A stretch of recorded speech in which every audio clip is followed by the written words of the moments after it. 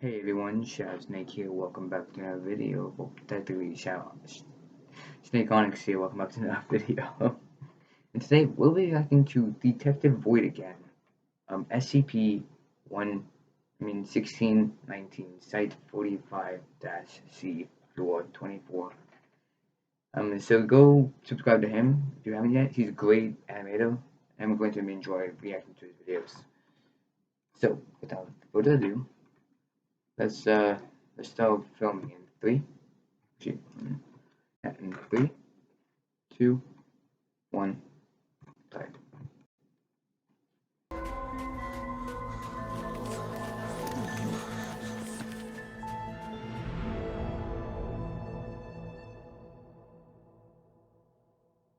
At 5 a.m. on a Saturday, you wake up to the sound of the doorbell. You hurriedly throw a robe on and open the door with an angry look on your face, anticipating how you'll express everything to the impudent person who dared to wake you up so early. But there's no one at the door, just a small package without any note. Any other day you would have called the police. Have you guys ever had the issue with someone just doing that, just putting a package on your door and you're just being annoyed by that in the morning? I have not. But half awakened out of anger, you just tear the package to shreds. Inside, you find what seems to be an ordinary light bulb. You pick it up, and it lights up right there in your hands, but there's no visible power source. You leave the glowing light bulb on a table in another room and decide to deal with it after a few more hours of sleep. But when you wake up, your room is no longer recognizable. The walls, ceiling, and floor are completely covered with something vaguely resembling vines. Only it's as if they were made of papier-mâché or canvas paper. You get angry, thinking that the culprit responsible for the changes to the room is the same person who left the ill-fated package at your door. Might be. You plan to throw the light bulb out on the street and then clean up the room. But as soon as you put your hand on the light bulb, you feel someone touch your shoulder. You turn around quickly and see a strange woman in front of you, wrapped in the same paper. She slowly reaches out to you, but you abruptly push the uninvited guest away. Some sort of black liquid is dripping from her hand onto your robe. It instantly corrodes the robe's fabric and leaves a large hole in the sleeve. It could be Only a small drop falls on your skin, but it's enough to leave a burn and cause severe pain. You huddle in the corner of the room and simply wait for your fate, while the woman made of paper slowly moves towards you. You don't know for sure how it'll end, but you are mentally preparing for the fact that these may be the last seconds of your life. When there's less than a meter remaining between you and the paper entity, another strange creature appears. It looks like a table lamp that's taken the form of a cat. You're completely losing hope, but the lamp cat turns its lamp-shaped muzzle towards the paper woman. The light emanating from the lamp heats the creature's fragile surface, and after a few seconds, it burns up. The black liquid that fills the creature falls to the floor, and eats away at the carpet you just bought. While you're freaking out over what you've seen, the cat-shaped lamp runs over and snuggles up to you like any normal pet would.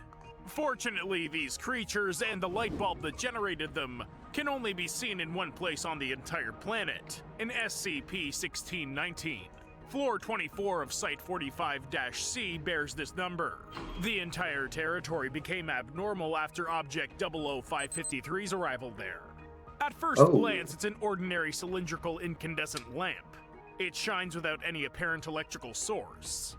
Despite its constant operation, the lamp's tungsten filament doesn't wear out at all. Tungsten, that's the strongest metal on Earth. Paris, and it was then brought to Site 45-C. After this, Any Paris people here? Subscribe. I enjoy you guys' country. I enjoy your language and everything about it. You all are amazing people. Go French. Let's just have fun. The entire 24th floor turned into an anomalous zone. The floor is an intricate network of corridors and rooms. There are no doors here at all, just empty doorways. The rooms are filled with office furniture, some of which contain sketches and documents in French. There's still no map of this site because it's impossible to make one. Floor 24's walls are covered with SCP-1619-1-A. These are plants of a species unknown to science that outwardly resemble paper origami sculptures. The sculpture's outer layer consists of a waterproof paper. The insides are filled with a caustic black paint. The liquid has an 8.2 pH, which allows it to corrode everything in its path. They're aggressive towards living beings with heartbeats and the ability to breathe. If you hold your breath, you can escape and go unnoticed for a while. SCP-1619-1 instances are very clumsy and slow, but they often manage to attack their target successfully. They work in groups, immobilizing the victim and blocking them from escaping. And it may then seem to an ignorant person that the paper women want to help, because their actions resemble CPR. Only instead of breathing air into the lungs, they release the paint into the victim's stomach. After a minute, the paint begins to interact with the stomach acid, and the subject starts to vomit up this black substance. The person gets painful burns on their esophagus and oral cavity, as well as their stomach. As the paint's pH increases to 14 while in the stomach, this is enough to rupture the stomach and corrode the victim's other organs. Of course, no one could survive that. The paper plants eat both the paint and the victim's remains. After the eventual disposal of the body, caricatures appear at the place of the death. The caricatures represent some scene from the victim's normal life. If, for example, there were a professional pianist, then they would most likely be depicted sitting at a piano. Other people from the victim's life may also be present in the cartoons, including scenes of them interacting with the victim. SCP-1619-2 can help you avoid meeting these paper women, but you can only count on some of them.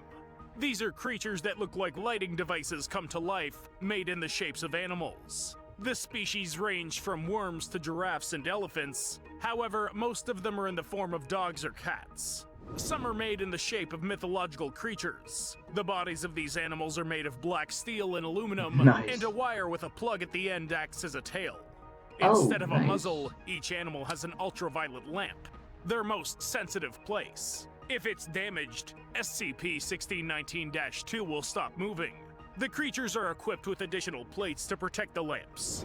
There's an inscription on the animals' backs reading Torchbearer, and another word that's classified. The light fixture monsters usually imitate the behavior of the animals form they have. Only those instances that exhibit protective territorial behavior are dangerous to humans. These creatures are divided into several subspecies, depending on the target they're after. The larger SCP-1619-2-A instances attack the paper sculptures of women, as well as the other creatures made of light fixtures. SCP-1619-2-B only attack the sculptures. And while the A predators usually use their paws to tear the paper figures apart and break SCP-1619-2's light bulbs, the B creatures utilize the light from their light bulb, which easily causes the sculpture's paper surface to ignite. SCP-1619-2-C stands apart from this pile of anomalies. Unlike the others, they have 3 metal struts across the faceplate over their light bulb, which provides additional protection during combat. The engraving on their back is also different. There's a long sentence engraved there, instead of the usual brand. According to the inscription, this group of creatures is dedicated to a certain F. The C's, as Foundation agents usually refer to these objects, are especially attached to people. They're like cats. They follow people around and demand their attention and affection. However, the main behavioral features exhibited in the way they protect people from the paper women, or the ones that is. SCP-1619-1. The C's always congregate to the entrance to Floor 24. They're adjacent to the employees who arrive on the floor, and accompany them throughout the entire anomalous territory. However, these creatures unfortunately didn't help one of the Foundation's most exceptional employees survive, Agent Crowley. She had worked alongside Dr. Hayward for many years.